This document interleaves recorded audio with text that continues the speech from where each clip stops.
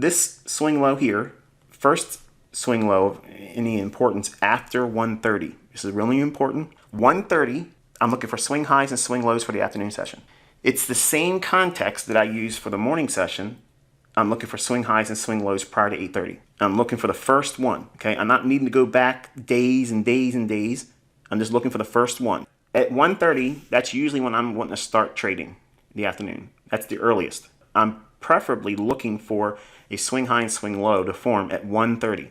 Why 1:30? Because there's an algorithm macro that starts running at 1:30. So when that occurs, all we're looking for, or what I'm looking for, is a swing high and a swing low. And then that same basis of looking for a stop hunt in the morning, like we described here, I'm looking for the same thing here. That's it, same thing. So now think about this. I'm thinking that these stops are in jeopardy because it's too clean. The level's too clean. Straight line edges in the market, they don't tend to stay like that. There's going to be a disruption. The market's been going higher, hasn't it? Yes. There's this pent up aggression that this market wants to go higher, but it's seeing short-term resistance here, here. It tried it a little bit here and then retraced inside the lunch hour. The algorithm reserved the price run until later in the day. Now watch what happens. This swing low here gets violated right there. That small little stop hunt is all that's necessary. That will start what is called a buy program. A buy program is when the algorithms go into the process of spooling. Spooling is where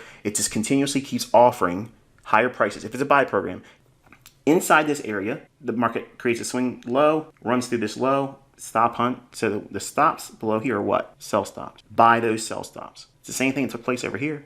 Buy the sell stops that are resting below here and expect this level to be taken out.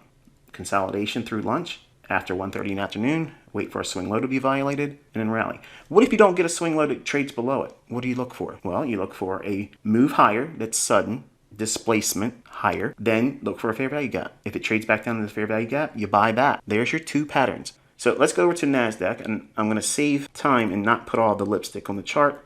Here is 1:30. We have a swing low there, and it's basically almost the same low as that one. So what's happening here? What's that? It's trading down below it. See that? Look further to the left. What's that? Fair value gap. These relative equal highs, what's above that? Buy side liquidity. I'm going to drop into a 1 minute chart. And if you look at this low and this low here, what are those? They're relative equal lows. So that's going to be viewed as what? Support, retail support. And they're going to buy those little runs here. They're basically going to chase that. So if you look at this, below this level, there's sell stops.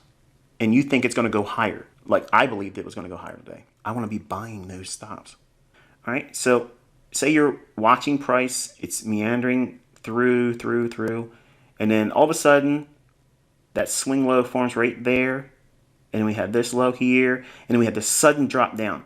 When you see that, if you're watching it on a 1 minute chart, that's going to look so dynamic, so aggressive. It's going to feel like the floor has just dropped out. But that's exactly what you're looking for to buy.